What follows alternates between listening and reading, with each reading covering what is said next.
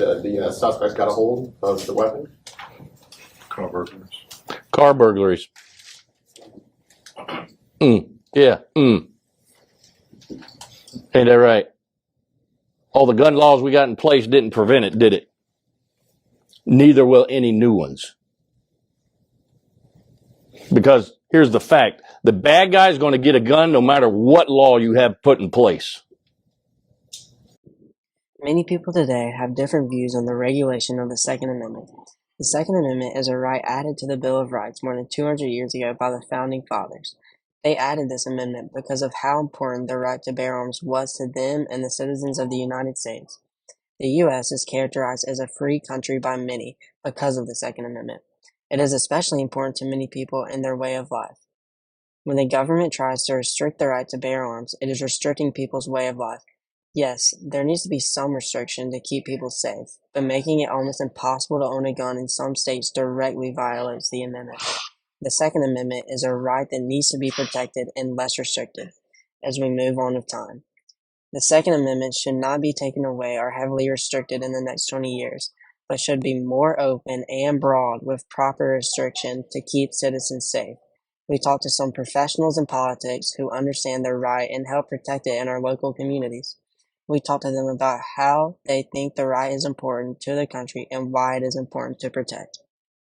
What do you think about the Second Amendment and how you see it changing over the next 20 years? I think the Second Amendment is a freedom and a right that I inherited from my parents and grandparents, and was taught the safest way to use a firearm, whether it be hunting or self-defense or whatever I needed to use it for. But the Second Amendment is what keeps this country free. The Biden administration passed the bill last year to heavily increase background checks for young adults and heavily increase red flag laws. This directly violates the Second Amendment by making it harder to own or buy a gun. Another instance is in Connecticut. Democratic Governor Lamont plans to ban open carry of firearms in public and increase the punishment for those found carrying a firearm. These are just a few instances of the many more states and politicians who are pushing more restrictions of the Second Amendment. Over the past few years, we have seen an increase in gun restrictions, banning certain types of weapons and making it harder to buy a firearm. Some states have added long wait times and extensive background checks for a citizen to buy a firearm. This year in Illinois, they made it illegal to buy semi-automatic weapons. They banned semi-automatic weapons because politicians say they are too dangerous.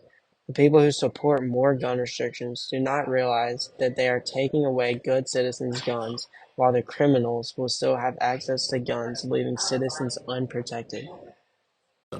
Brown points to a 2020 meta-analysis from the nonpartisan research organization the RAND Corporation that analyzed 27,900 studies on the effectiveness of gun control regulations. The authors concluded that 0.4%, or only 123, were rigorous enough to provide meaningful results, and even among those, many didn't answer the most pressing question for policymakers: do gun control laws reduce violence? The 123 studies that met the RAND criteria were the best of the bunch, but they still had serious defects. In fact, given the uncertainties in the data, it's next to impossible for any study to prove that a particular gun control measure had any effect whatsoever. The only thing we can say confidently is many of the most widely trumpeted results are likely based on random chance alone. States that promote less gun restrictions are typically more conservative and use guns for recreation and hunting.